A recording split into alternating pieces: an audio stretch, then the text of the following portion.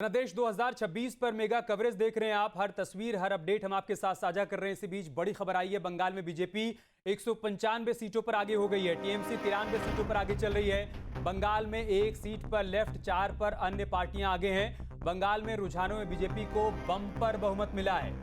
Exit poll से कहीं आगे भारतीय जनता पार्टी निकल गई है। किसी भी एग्जिट पोल ने 190 सीट का अनुमान नहीं जताया था। 195 सीटों पर इस वक्त भारतीय जनता पार्टी अपने अकेले दम पर आगे बढ़ रही है। टीएमसी 93 सीटों पर है। कांग्रेस पार्टी के खाते में कोई भी सीट नहीं है। लेफ्ट के खाते में एक सीट जाती हुई दिखाई पड़ रही, जबकि अदर्स के खाते में 4 सीटें जा रही हैं। यह है बंगाल की तस्वीर। और बंगाल में अभी तक जो तस्वीर सामने आई है, उसको लेकर जश्न का माहौल देखने को मिल रहा है। बीजेपी ऑफिस में तमाम कार्यकर्ता, नेता एक दूसरे को मिठाई खिलाकर एक दूसरे का मुंह मीठा कर रहे हैं, बधाई दे रहे हैं, साथ ही एक दूसरे को झालमुड़ी भी खिला रहे हैं। पटाखे फोड़े जा रहे हैं, जश्न मनाया जा रहा है।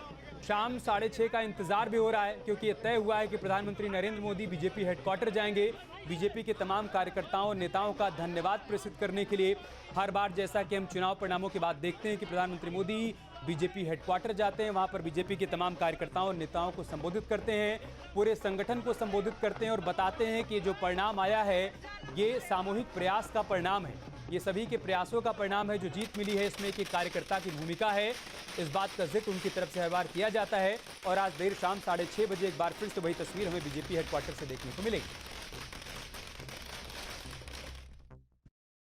तो बंगाल चुनाव में रुझानों में बीजेपी को लगातार बहुमत मिल रहा है। सांसद अतुल गर्ग के आवास पर सुबह से ही कार्यकर्ताओं की भारी भीड़ देखने को मिल रही है।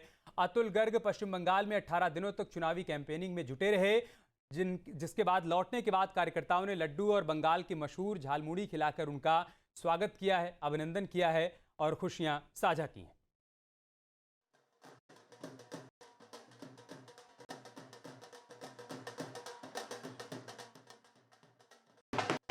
बंगाल का अभेद किला भी बीजेपी ने ढहा दिया है और उसके बाद जगह जगह पर बीजेपी के कार्यकर्ता जश्न मना रहे हैं, चाहे वो पश्चिम बंगाल में हो, दिल्ली में हो या फिर अलग अलग जगह पर बीजेपी के कार्यकर्ता जश्न का माहौल पूरी तरह से बनाए हुए हैं। और इस वक्त हम मौजूद हैं गाजियाबाद सांसद अतुल गर्ग के आवास पर, जहां देख सकते हैं ढोल नगाड़े बजते हुए दिखाई दे रहे हैं। इसके अलावा यहाँ पर आप देखेंगे तो लड्डू बांटे जा रहे हैं और झालपुड़ी, जिसको प्रधानमंत्री नरेंद्र मोदी ने पश्चिम बंगाल में अपने दौरे के दौरान खाया भी था, वो भी यहाँ पर बांटने का काम किया जा रहा है। आप देख सकते हैं बीजेपी के तमाम नेता यहाँ मौजूद हैं, सांसद मौजूद हैं अतुल गर्ग। इसके अलावा विधायक की बात करें संजीव शर्मा, वो भी यहाँ पर मौजूद है, उनसे बात करेंगे। सांसद जी, भेलपुरी बांटी जा रही है, क्या कुछ कहेंगे इसको लेकर? जीत की जश्न में, जीत के जश्न में बांटी जा रही है जगह जगह पर। देखा जाए इस तरह से पश्चिम बंगाल के अंदर जो किला था उसको ढाने का काम भाजपा ने किया है।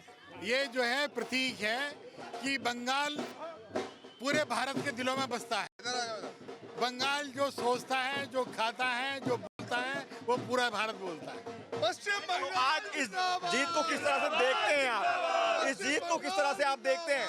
ये गुंडागर्दी, आतंक, अव्यवस्था के खिलाफ सार्थकता की जीत, बड़ी जीत है। क्या कहेंगे? जगह जगह पर लड्डू बट रहे हैं, झालपुरी बांटी जा रही है, आप खुद भी खा रहे हैं।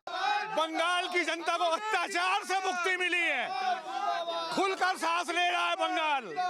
पहली बार खुलकर सांस लेंगे, उस अत्याचार से मुक्ति का ये जश्न मनाया जा रहा है। अत्याचार से मुक्ति का जश्न, ये बात कही जा रही है। और तस्वीरें आप देख सकते हैं लड्डू और झालपुरी जिस तरह से बांटी जा रही है सांसद अतुल गर्ग जी के आवास पर, तो ये तस्वीरें आप देख सकते हैं। विधायक संजीव शर्मा जी भी हमारे साथ हैं, उनसे बात करते हैं। विधायक जी, क्या कहेंगे जिस तरह से प्रचंड बहुमत मिला है भाजपा को? गाजियाबाद के कार्यकर्ता बहुत खुश हैं। और दूसरी खुशी की बात यह है, हमारे सांसद अतुल गर्ग जी लगभग 18 दिन पश्चिम बंगाल में रहे हैं और वहां पर प्रचंड बहुमत आए हैं। कार्यकर्ताओं का जोश तो वैसा ही हाई है। अपने सांसद की भी जो सफलता हुई है उस पर भी हमें बहुत खुशी है। और आज ऐसा लगता है कि पश्चिम बंगाल के अंदर राम राज्य आने जा रहा है। जो एक भ्रष्ट सरकार थी, जो एक आतताई सरकार है, वो चली गई है।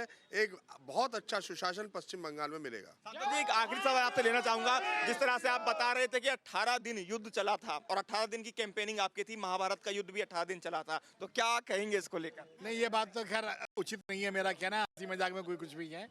वहाँ पर ऐसे ऐसे कार्यकर्ता हैं भाजपा के पूरे भारत से, जो 6 महीने से 1 साल से वहाँ हैं। सुनील बंसल जी वहाँ पर हैं, वहाँ पर अमित शाह जी कम से कम 1 महीना रहे। वहाँ का जो आत्मविश्वास था जनता का, उसे कुचल दिया गया था। उन्हें गुलामों की तरह ट्रीट करा जा रहा था, गुंडों के द्वारा उन्हें प्रताड़ित किया जाता था। उनका आत्मविश्वास लौटाना ये बहुत महत्वपूर्ण काम है। ये केवल एक जीत नहीं है, जीत हाथ और चलती रहती है, लेकिन भारत के अंदर ही जो एक गुलामी का सा वातावरण था, उसे आज समाप्त हुआ है। बिल्कुल, तो भारत के अंदर एक तरह से पश्चिम बंगाल में जो गुलामी का वातावरण था वो खत्म होने का काम हुआ है और कार्यकर्ताओं के अंदर देखेंगे जो जश्न का माहौल है साफ तौर पर देखने को मिल रहा है। जो कार्यकर्ता है वो सांसद अतुल गर्ग के आवास पर पहुंचकर उन्हें बधाई भी दे रहे हैं, जिस तरह से उन्होंने कैंपेनिंग पश्चिम बंगाल के चुनाव में वहां जाकर की थी। वीडियो जर्नलिस्ट यश शर्मा के साथ हिमांशु शर्मा, न्यूज नेशन, गाजियाबाद। तो बीजेपी के तमाम कार्यकर्ता एक दूसरे को लड्डू खिला रहे हैं, जश्न मना रहे हैं। बीजेपी सांसद को आपने देखा जो 18 दिन तक वहां मेहनत करके आए, उन्होंने बताया कि हमने जो मेहनत की उसी का परिणाम आया है। हमारे वरिष्ठ सहयोगी विकास चंद्रा जी इस वक्त हमारे साथ जुड़ चुके हैं। विकास जी, ये आसान नहीं था, जिस तरीके से पश्चिम बंगाल में कमल खिला है, ये आसान नहीं था। श्यामा प्रसाद मुखर्जी का सपना हुआ करता था कि पश्चिम बंगाल की धरती पर भी कमल खिले। एक संकल्प लिया गया जो आज सिद्धि में तब्दील हुआ। कैसी रही ये यात्रा, कैसे ये कामयाबी मिल पाई, आपसे बेहतर कौन बता पाएगा, क्योंकि लंबे समय से आप रिपोर्टिंग भी कर रहे हैं और एक लंबा समय आपने पश्चिम बंगाल में बिताया इस चुनाव के दौरान।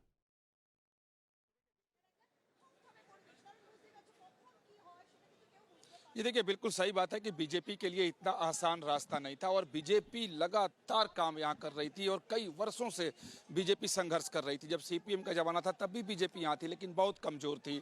ममता बनर्जी का जमाना आया तो बीजेपी लगातार मेहनत करती रही, काम करती रही, चुनाव लड़ती रही, कभी सीट आए, कभी ज़्यादा आए, कभी कम आए।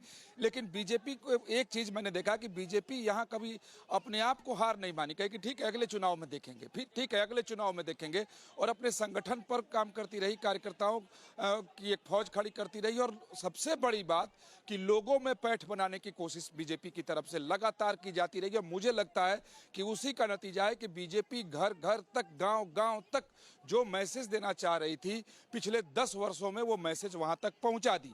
दूसरी बात है, जब चुनावी लड़ाई चली यहाँ पर और जो मुद्दे और एजेंडे उछले वो बड़ा कामयाब रहे। ममता बनर्जी के द्वारा जो यहाँ नीति अपनाई गई थी, सबसे ज्यादा ममता बनर्जी के लिए वही घातक सिद्ध हुआ है कि यहाँ साफ साफ देखा जाता था कि अगर हिंदू कोई है और मुस्लिम कोई है, उसमें अगर कोई विवाद होता है और अगर गलती हिंदू की नहीं है लेकिन एफआईआर किसी हिंदू पर ही होगी, एफआईआर उसी पर किया जाएगा, मुस्लिम के ऊपर कोई हाथ नहीं उठाएगा, जैसे समाजवादी पार्टी के जमाने में उत्तर प्रदेश में हुआ करता था।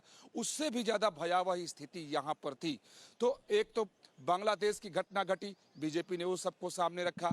जो यहाँ बीजेपी के 400 से ज्यादा कार्यकर्ता मारे गए वो बीजेपी ने सबके सामने रखा। फिर किस तरीके से ममता बनर्जी तुष्टीकरण करती है कि हिंदुओं की बात कोई सुन नहीं रहा है, ये हिंदू हिंदू करके और सारी बातों को रख के जो बीजेपी ने हिंदुत्व का कार्ड खेला। तो पहली बार ऐसा पश्चिम बंगाल में हुआ है कि लोगों ने इस लाइन पर सोचा, क्योंकि पहले पश्चिम बंगाल में धर्म के नाम पर या जाति के नाम पर राजनीति नहीं होती थी, वोट नहीं होता था। और सीपीएम को ये देना पड़ेगा श्रेय कि सीपीएम ने यहाँ की पॉलिटिक्स को कॉम्युनल नहीं होने दिया था। लेकिन ममता बनर्जी जब आई तो उन्हें लगा कि अगर मुस्लिम वोट पूरी तरीके से उनके साथ रहे तो बंगाली अस्मिता के नाम पर बाकी लोग आएंगे और हम राज करते रहेंगे, और उन्होंने किया भी। लेकिन जो उनकी नीति रही, जैसे एक छोटा सा एग्जाम्पल दे दें, चुनाव खत्म नहीं हुआ, एक घोष लोगों का गांव था यहाँ से 150 किलोमीटर की दूरी पर, उस गांव का रास्ता बंद कर दिया गया, परिणाम नहीं आया। क्यों भाई? कि आपने बीजेपी को आप लोगों ने वोट किया है। आज जैसे परिस्थिति बदली रास्ता खुल गया। और एक गांव दूसरा है कोटेलबेड़िया, जहां 27 लव जिहाद के मामले हुए, पिछले 2.5-3 वर्षों में एक एफआईआर नहीं लिखी गई। कई सारी हिंदू लड़कियों को घर से उनके उठा ले जाया गया, एफआईआर नहीं लिखी गई। और आज देखिए राजनीतिक परिस्थिति बदली, आज उसी गांव के लोग, अभी काउंटिंग चल रहा है, अभी ये पूरी तरीके से सब कुछ सामने नहीं आया है, लेकिन वहां के लोग पहुंच गए, साहब शिकायत दर्ज करो, मेरी एफआईआर लो, पुलिस कर यहाँ दो, ले लेता हूं। तो ऐसे परिस्थिति बदली। तो यहाँ की जो चुनाव परिणाम आया है वो शुद्ध रूप से ममता बनर्जी ने जो नीति यहाँ पर अपनाई थी, जिस तरीके से सरकार वो चला रही थी, उससे लोग तंग आ गए थे, लोग घुट रहे थे कि वो सामान्य लोग ये मान लिए थे कि उनकी बात कोई सुनने वाला नहीं है, कोई भी हादसा उनके साथ हो जाए, और ये परिस्थिति थी। उसके बाद बीजेपी लगातार यहाँ काम कर रही थी मुद्दों पर, एजेंडों पर। उसके बाद आरजीकर मामला हो गया, लॉ कॉलेज का मामला हो गया, फिर यहाँ जो नरसंहार हुए वो नरसंहार लोगों के सामने था। तो बहुत सारी चीजें लोगों के सामने इस बार यहाँ पर थी। मैं अपनी बात बताऊं कि ये 5वां असेंबली इलेक्शन में कवर कर रहा हूँ। ममता बनर्जी के शासनकाल की अगर बात कर लें तो पीछे के चुनाव में जब भी मैं आया, एक व्यक्ति भी ये नहीं कहता हुआ मैं पाया कि परिवर्तन करना है। लेकिन इस बार ये भवानीपुर में मैं अभी खड़ा हूँ, पीछे काउंटिंग सेंटर है जहां ममता बनर्जी और शुभेंदु अधिकारी की किस्मत का फैसला हो रहा है। ईवीएम खुले हुए हैं, काउंटिंग हो रहा है, काउंटिंग सेंटर है भवानीपुर का।